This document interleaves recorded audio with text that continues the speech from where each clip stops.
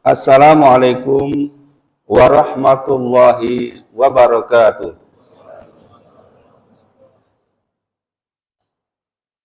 Allahu Akbar, Allahu Akbar, Allahu Akbar, Allahu Akbar, Allahu Akbar, Allahu Akbar, Allahu Akbar, Allahu Akbar kabira, walhamdulillahi katsira, wa subhanallahi bu'ratahu wa asila. La ilaha illallah wallahu akbar. Allahu akbar walillahil hamd.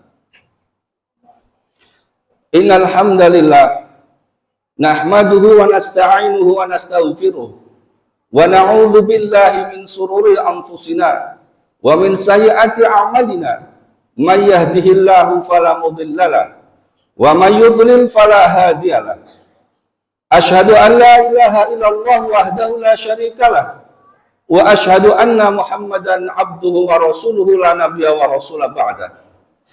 Allahumma shalli wa sallim wa barik ala nabiyyina Muhammadin wa ala alihi wa ashabihi wa man tabi'ahum bi ihsanin ila yaumiddin. Fa ya ibadallah, usikum wa iyaya bi taqwallahi azza wa jalla faqad fazal muttaqun. Kama qala ta'ala fil Qur'anil Karim, ya ayyuhalladzina amanu taqullaha haqqa tuqatih wa la tamutunna illa wa antum muslimun. Amma ba'd, ma'asyiral hadirin jamaah Id rahimani wa rahimakumullahu jami'an. Puji dan syukur marilah kita haturkan kehadirat Allah Azza wa Jalla yang dengan kebaikan qada-qadarnya melimpahkan kepada kita berbagai macam nikmat dan karunia-Nya. Di antaranya nikmat batiniah berupa hidayah iman dan Islam, dan juga nikmat jasadiah berupa kesehatan serta umur panjang, serta nikmat-nikmat lain yang tiada terbilang.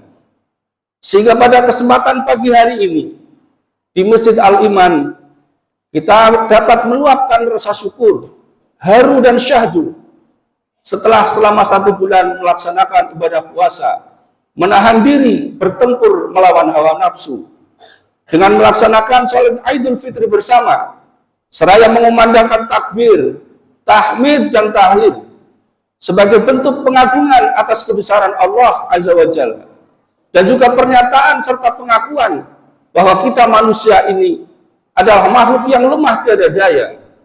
Kita makhluk yang teramat kecil di hadapannya, ibarat setitik debu di tengah semesta. Salawat serta salam semoga senantiasa tercurah limpahkan kepada junjungan kita, suri teladan kita, baginda Rasulullah Muhammad sallallahu alaihi wasallam, para keluarganya, para sahabatnya, dan juga umatnya yang setia meniti di atas sunnah-sunnahnya. Ma'asyiral hadirin wal hadirah rahimakumullah. Hari ini kaum muslimin di seluruh penjuru dunia menyambut dan merayakan hari kemenangannya setelah selama 1 bulan melaksanakan ibadah puasa.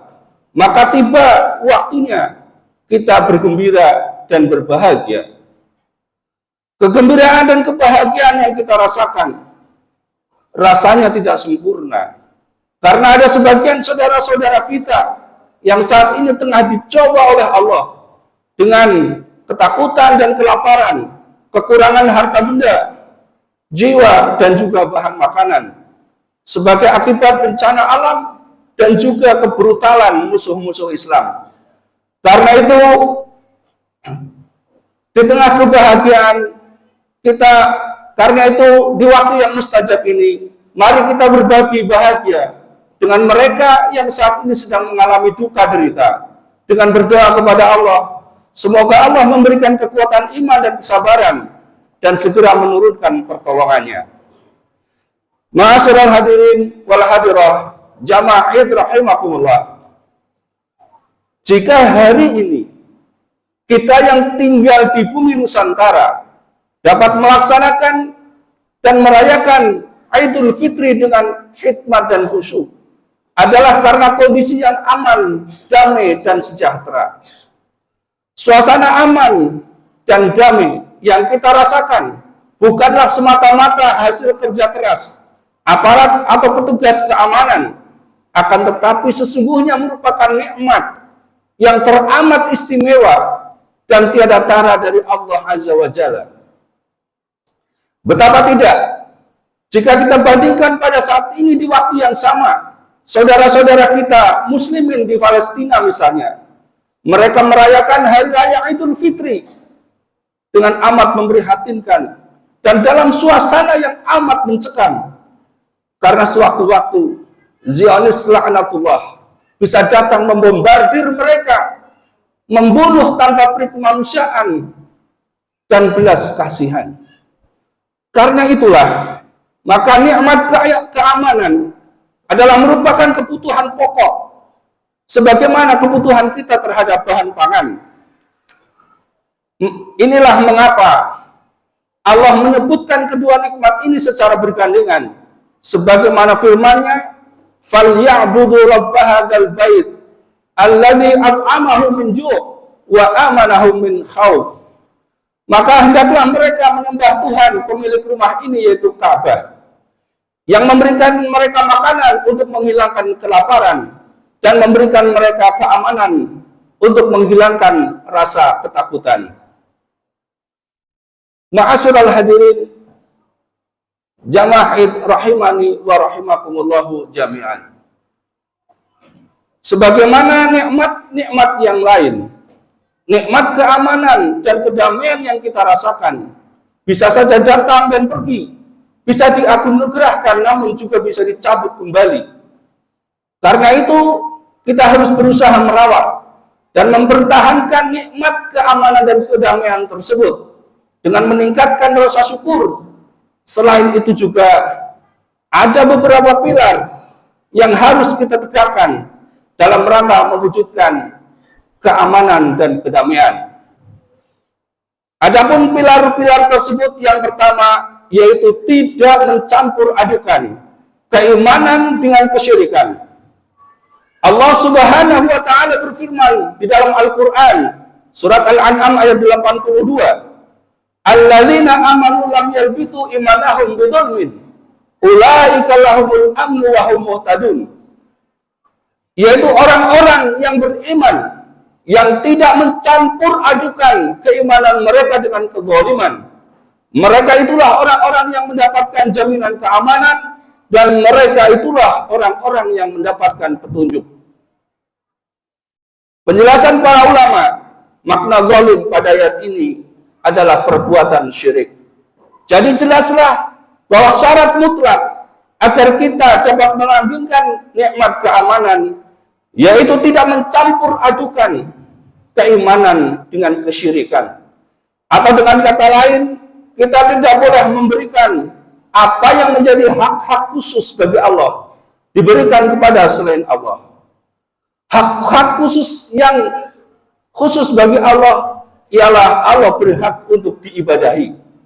Karena itu kita tidak boleh memberikan segala macam bentuk peribadatan kepada selain Allah. Seperti misalnya berdoa. Maka kita tidak boleh berdoa kepada makhluk hidup. Entah itu malaikat, entah itu jin, atau entah itu orang yang dianggap pintar. Juga kita tidak boleh berkorban kepada selain Allah. Meskipun misalnya ada seorang yang bermimpi, katanya danyang di pojok desa, menginginkan korban kepala sapi. Karena ini adalah perbuatan syirik kepada Allah Tabaraka wa Ta'ala.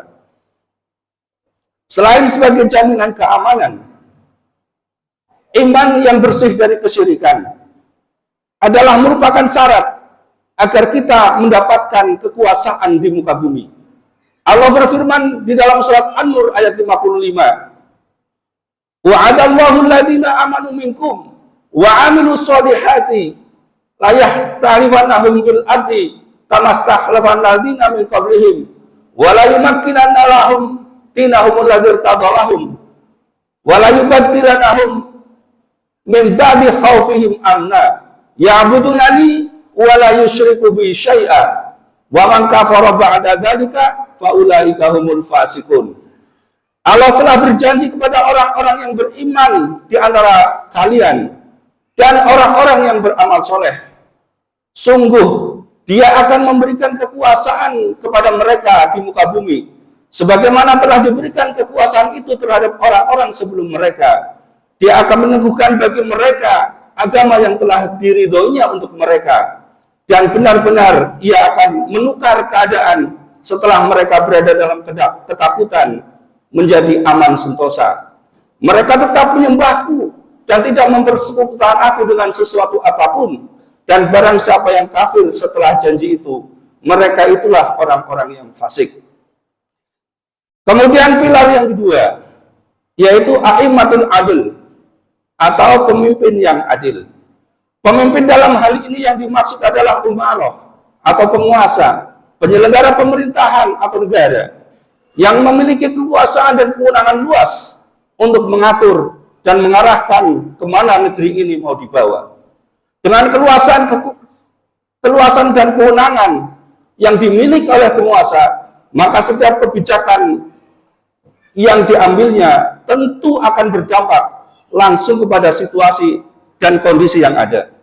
Jika penguasa berbuat adil, maka terwujudlah keamanan dan kedamaian. Namun jika penguasa berbuat lalim, yang terjadi adalah kekacauan. Bahkan pada ujungnya bisa terjadi krisis kepercayaan. Karena itu bagi saudara-saudara kita yang saat ini diberi amanah oleh Allah untuk memegang tampuk kekuasaan, hendaklah selalu bertakwa kepada Allah dimanapun dan kapanpun berada, dalam kondisi situasi seperti apapun dan bagaimanapun. Ingatlah bahwa dunia ini adalah sementara, dan setiap perbuatan akan diminta pertanggungjawabannya. Malaikat Jibril alaihissalam pernah berwasiat kepada Rasulullah Muhammad sallallahu alaihi wasallam, "Aish ma syi'ta fa innaka mayyitun, wa habib man syi'ta fa innaka mufarriquh, wa amal ma syi'ta fa innaka madziyun bih." Ya Muhammad, hiduplah engkau, dan terserah bagaimana kamu akan menjalani kehidupan ini. Akan tetapi ingat, kehidupan itu akan berakhir dengan kematian. Cintailah apa dan siapa yang ingin kamu cintai. Terserah bagaimana kamu akan mencintainya. Akan tetapi ingat, apapun dan siapapun yang kamu cintai, pada saatnya pasti akan berpisah. Dan beramalah, terserah bagaimana kamu akan beramal. Akan tetapi ingat, setiap amal perbuatan yang dilakukan akan diminta pertanggungjawabannya. Islam sangat memberikan apresiasi kepada pemimpin yang adil. Di dalam sebuah hadis, Rasulullah SAW menghabarkan bahwa pemimpin yang adil adalah merupakan salah satu golongan di antara 7 golongan yang mendapatkan naungan di padang mahsyar. Namun Rasulullah SAW mengancam kepada pemimpin yang zalim. Di dalam sebuah hadis diriwayatkan oleh Imam Bukhari Muslim, Rasulullah bersabda, "Ma min 'abdi yasta'rifillahu ra'iyatan yamutu yawma yamut wa huwa gharzun li ra'iyatihi illa haramallahu alaihi al-jannah." Barang siapa yang diberi oleh Allah amanah untuk mengatur rakyatnya, pada hari kematiannya ia masih menipu atau berbuat curang kepada rakyatnya, kecuali Allah mengharamkan surga baginya. Kemudian pilar yang ketiga ialah ketaatan dan kesabaran rakyat kepada umarah atau penguasa. Allah Subhanahu wa taala berfirman di dalam surat An-Nisa ayat 59, "Ya ayyuhalladzina amanu atti'ullaha wa atti'ur rasul wa ulil amri minkum." Wahai orang-orang yang beriman, taatlah kepada Allah dan kepada Rasul serta orang-orang yang memegang urusanmu atau ulil amri. Para ulama menjelaskan yang dimaksud ulil amri di sini salah satunya adalah umarah.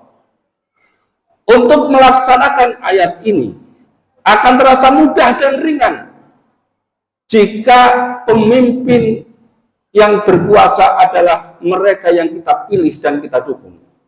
Namun akan terasa berat dan sulit apabila pemimpin itu ternyata bukan hasil dari pilihan dan dukungan kita. Lalu bagaimana jika pemimpin yang menjadi pemimpin itu adalah orang yang bukan dukungan atau pilihan kita? Bolehkah kita membangkang kepadanya?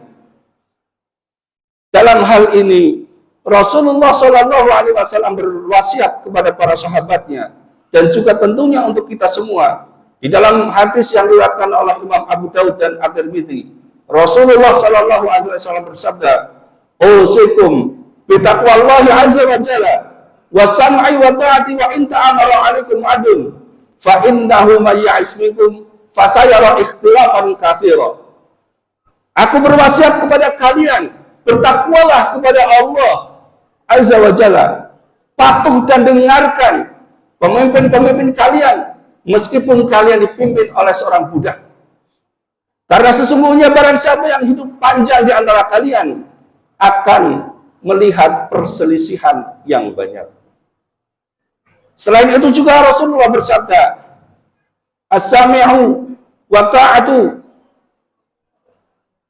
'alal amril muslim fima ahaba wa karaha malam yu'mar bi ma'siyatin wa idza umira bi ma'siyatin fala sam'a wala ta'ah." Hadis rawahu Bukhari Muslim. Wajib bagi seorang muslim untuk patuh dan taat kepada umarah ketika dalam keadaan lapang ataupun sempit, pada perkara yang disukai ataupun yang dibenci, selama tidak memerintahkan kepada kemaksiatan. Dan apabila memerintahkan kepada kemaksiatan, maka tidak ada ketaatan dan kepatuhan. Lalu apakah karena tidak ada ketaatan dan kepatuhan kita boleh membangkang kepada mereka? Rasulullah SAW lebih lanjut bersabda, "Man karaha min amiruhu syai'an fasbir fa innahu man kharaja bi sultanin sibran mitu mitatal jahiliyah." Rawahul Bukhari. Barang siapa yang tidak menyukai atau membenci keputusan yang diambil oleh umarah, maka hendaknya ia bersabar. Karena sesungguhnya barang siapa yang keluar dari ketaatan kepada penguasa, meskipun hanya sejengkal, maka kematiannya seakan-akan mati dalam keadaan jahiliyah. Rasulullah SAW jauh-jauh hari pernah mengingatkan dan berwasiat kepada Hudzaifah ibnu Yaman. Di dalam hadisnya beliau bersabda, "Yakunu ba'di imamatul la yahtaduna bihudaya wala yastatuna bi sunnati yaqumu fihim rijalun qulubuhum qulubu syayatin fi jusmani ins." Qultu kaifa asna ya Rasulullah in adraktu dzalik? Qala tusmi'u wa tuti'u lil amri wa in duriba dhahruk wa hud wa uhida maluk tuti' tusmi' wa tuti'. Nanti setelahku akan ada pemimpin-pemimpin yang mereka tidak mendapatkan petunjukku dalam ilmu dan tidak melaksanakan sunnah-sunnahku dalam amal. Nanti akan ada orang-orang di tengah-tengah mereka, orang-orang yang hatinya berhati syaitan, namun jasadnya adalah jasad manusia. Maka Hudzaifah ibnu Yaman bertanya, bagaimana ketika menghadapi zaman yang seperti itu? Rasulullah bersabda, "Patuh dan taatlah kepada pemimpinmu. Meskipun mereka memukul punggungmu dan mengambil hartamu, tetap patuh dan taatlah." Lalu apakah kita akan membiarkan para penguasa berbuat zalim? Tidak. Karena Rasulullah SAW pun memberikan solusi. Di dalam hadis yang diriwayatkan oleh Imam Muslim, Rasulullah bersabda, "Man arada an yansuha li sultanin bi amrin fala yubtilahu alaniyah walakin liya khudh bi yadihi wa yahluwa bih wa in qabila minha fadat wa illa kana qad adalladhi alaihi Allah." Barang siapa yang ingin menasihati penguasa dalam satu perkara, maka janganlah menasihatinya dengan secara terang-terangan di muka umum. Akan tetapi peganglah tangannya dan ajak berbicara empat mata. Maka apabila penguasa itu menerima nasihatnya, itulah yang diinginkan. Dan apabila menolak, maka engkau telah terlepas dari kewajiban. Jadi intinya sikap kita kepada penguasa adalah taat pada perkara yang ma'ruf dan tidak boleh taat kepada perkara maksiat dan sabar terhadap kezaliman yang dilakukannya. Allahu Akbar, Allahu Akbar, Allahu Akbar walillahil hamd. Inilah beberapa pilar yang apabila kita bersungguh-sungguh untuk menegakkannya, insya Allah nikmat keamanan akan langgeng kita terima di bumi persada tercinta. Di akhir khutbah, saya ingin mengajak kepada semua hadirin wal hadirat jamaah Id, marilah kita tetap istiqomah dengan ajaran Islam kita. Jangan kita mudah terbawa arus dan terombang-ambing oleh keadaan yang ada. Yakinlah bahwa apa yang datang dari Allah dan Rasul-Nya adalah solusi terbaik untuk semua problematika. Bisa jadi kita merasa tidak suka atau berat untuk melaksanakan apa yang Allah dan Rasul-Nya tetapkan. Namun tetap yakin, itulah yang terbaik. Seorang mukmin ketika Allah dan Rasul-Nya memanggil untuk taat kepadanya, maka ia akan mengatakan sami'na wa ata'na. Sebagaimana firman-Nya, innama kana qaulal mu'minina ila du'a ila Allah wa rasulihi fi yahkuma bainahum ayyaqulu sami'na wa ata'na. Sesungguhnya jawaban orang-orang mukmin apabila diseru kepada Allah dan Rasul-Nya agar Rasulullah menghukum di antara mereka, mereka mengatakan sami'na wa ata'na. Kami patuh dan kami taat. Allahu Akbar, Allahu Akbar walillahil hamd. Akhirnya marilah kita berdoa kepada Allah. Mudah-mudahan di waktu yang mustajabah ini doa-doa kita didengar dan dikabulkan oleh Allah tabaraka wa taala. Allahu Akbar, Allahu Akbar, Allahu Akbar walillahil hamd. Alhamdulillahi wa kafa.